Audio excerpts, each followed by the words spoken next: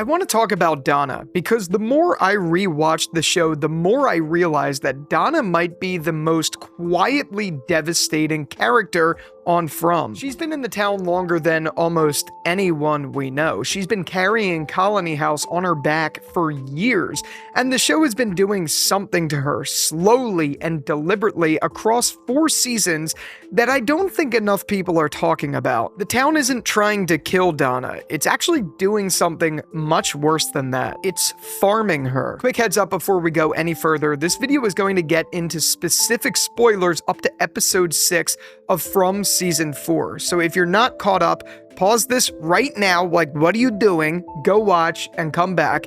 And I promise you, I'll wait here. All right, if you're still here, we're doing a deep dive into Donna's arc, who she was when she got into this town, what the town has been doing to her ever since, and why I think the events of these last 2 episodes are not a coincidence. They're a pattern, and once you see the pattern, you can't unsee it. To understand what the town has done to Donna, you have to understand who Donna was when she got here. And honestly, the show just handed us a perfect summary of that in episode 6. It came out of Boyd's mouth in one of his best monologues that the show has ever written. Boyd is sitting next to Donna's hospital bed, or a makeshift hospital bed inside Colony House, and he starts telling Father Khatri about the first night that he met her. He's talking about being dragged into the bunker by Khatri, hearing the monsters in the forest shrieking, climbing into a hole in the ground, and the first thing this woman asks to him is, "Do any of you snore?" Because if he snored, the creatures would find all of them. That's Donna. That's who she is. In the middle of the scariest moments in Boyd's life,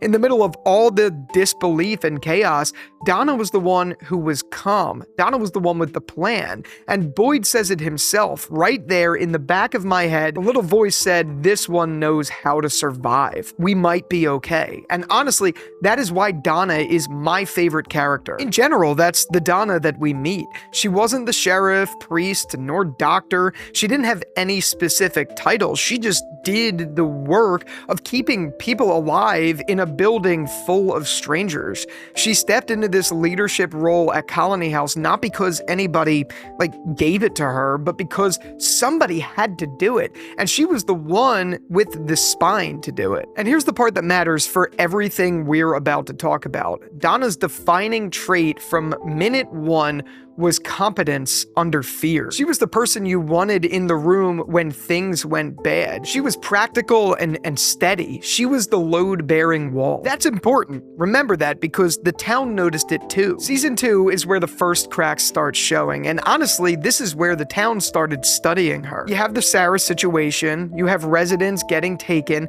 you have the whole structure of Colony House getting destabilized, and Donna is right there in the middle of every single one of those losses. Here's the cruel thing about being a leader in a place like this. Every death lands on you specifically, not because you caused it, but because you took on the responsibility of protecting these people. And now they're gone and you're still here. That weight doesn't get distributed across a community. It piles up on the one person who committed to taking the most care out of everyone. And this is where Donna's greatest strength starts becoming her curse. Because she was good at this. Because she was so reliable, everyone leaned on her. Boyd leaned on her, and even Father Khatri. The residents of Colony House leaned on her as well, and every time someone died, she had to absorb it, keep functioning, and start planning the next day. Imagine doing that for years. Season 3 is when you actually start seeing it on her face. This is where Donna starts to visibly fracture. The drinking ramps up, the cynicism gets harder,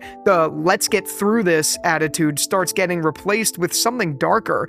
A kind of dark humor that's really just exhaustion wearing a costume. She still functions, she still leads, but you could see the cost. And this is where I want to talk about the Donna-Boyd dynamic, because it's central to everything. Boyd straight up admits it in episode 6 that she didn't like him from the beginning. They butted heads. She made it very clear that she didn't want him around, and you could see this in episode 1 of the show, by the way. But either way, somewhere along the way, that changed. Boyd says it himself, he doesn't even know how it happened, but by season 3, Donna and Boyd are the two people running this town. town. They're each other's load-bearing wall, like I mentioned earlier about Donna herself. If one of them goes down, the other goes down with them. The town knows that too. And I think the town has been working on Donna specifically because she's that load-bearing wall that I keep saying. Because if you want to break Boyd, you don't go at Boyd, you go at Donna. Which brings us up to season 4, and this is where, if you've been paying attention, the town stops being subtle about this. Donna is on the lake mission. Donna is the one who organized pulling those bodies out of the water. Donna is the one who had to carry Roger's body back to town, knowing it was her call to stay out there that got him killed. And then she goes back to town, and she has to be the one to deliver the news. Not just that Roger's dead. That's bad enough on its own.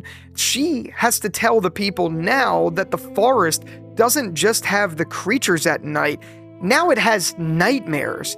Now it has their nightmares. Now, their own fear becomes weapons against them. Watch that scene again, the one in her bedroom with Boyd, Kenny, and Tabitha, and listen to her voice. She doesn't even finish the sentence. She literally can't finish the sentence. She gets up, says she needs to splash some water on her face, walks out the door, and her heart gives out. Think about when it happens. The town didn't give Donna a heart attack during a creature attack. It didn't give her a heart attack during a fight with Boyd. It gave her a heart attack at the exact moment she was breaking under the weight of having to protect everyone from one impossible horror. That is not coincidence. That is targeted. Even if it wears the clothes of being something that is a coincidence. And in my opinion, this is where it gets really dark, because the town doesn't kill Donna, it keeps her alive. Think about how many characters on this show have died cleanly. Father Khatri, Sarah's victims, Jim, and even Roger in this most recent episode. Even though he got the most horrifying death that we've seen in a while, he's gone in one moment fast. Donna keeps getting pulled to the edge and shoved back into her role. Marielle said it best in episode 5 that there's an ancient evil in the town feeding off of everyone's suffering, and I think it's one of the most important things anyone has said on this show in at least 2 seasons. The town feeds on suffering. Now ask yourself, who in this town produces the most concentrated, sustained, useful suffering? Not the people who die. The dead are already done suffering, even if apparently they stay around after, who knows, we don't know that answer. But realistically, it's the people who keep going that suffer the hardest. It's the people who keep losing and keep showing up. It's the leaders. It's Donna. Donna can't check out. She has no family here to focus on like Tabitha. She has no childlike innocence the way Ethan does. She has no quest like Jade. She has no mythical purpose like Fatima. She just has the job. And the job is bottomless. There's always one more crisis, one more death, one more impossible choice, one more person who needs to hold it together. She's competent enough that she can't even let go. The town isn't trying to kill Donna. The town is farming her. It keeps her at edge of collapse because a Donna who's barely holding on is the most valuable resource it has. The suffering of one Donna Raines drawn out over 4 seasons is worth way more to whatever is running this place than her death would be. The town won't let her die because the town needs her alive to further instill the Man in Yellow's favorite part, which is when they all start tearing each other apart. Okay, so where does that leave us heading into the back half of season 4? Watch Boyd's monologue again and really watch it, because Boyd isn't just talking to Donna there.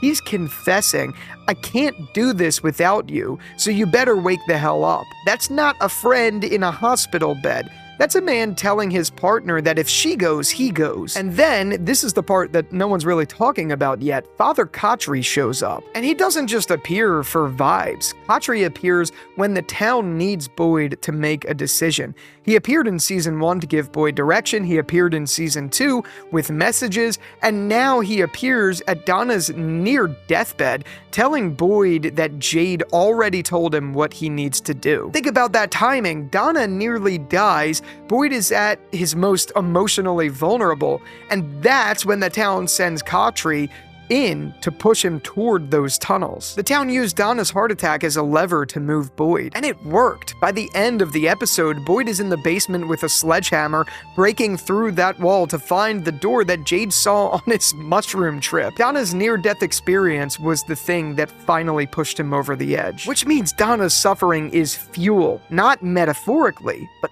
functionally. The town is using what it's doing to Donna to manipulate Boyd into the next phase of whatever this is. Her pain has a purpose. Her pain has utility. That's the most disturbing thing that I could think of for this character. So back to the original question, why is the town tormenting Donna? Because she's the perfect target, for lack of a better word. She's competent enough to keep functioning under impossible weight. She's important enough that her suffering affects everyone around her. She's irreplaceable enough that she can't be allowed to die, and she's strong enough that the town can keep doing this to her for years without breaking her completely. The dolls, the heart attack, Roger's death on her watch, the constant weight of leadership, the loss after loss. It's not a series of unfortunate events. It's a pattern and a strategy. The town picked Donna a long time ago, and it's been working on her ever since. And the worst part? She doesn't even know it's happening to her. She just thinks she's doing her job. How much more can Donna take before something gives? I don't know. But what I do know is, if Donna dies, I'm rioting.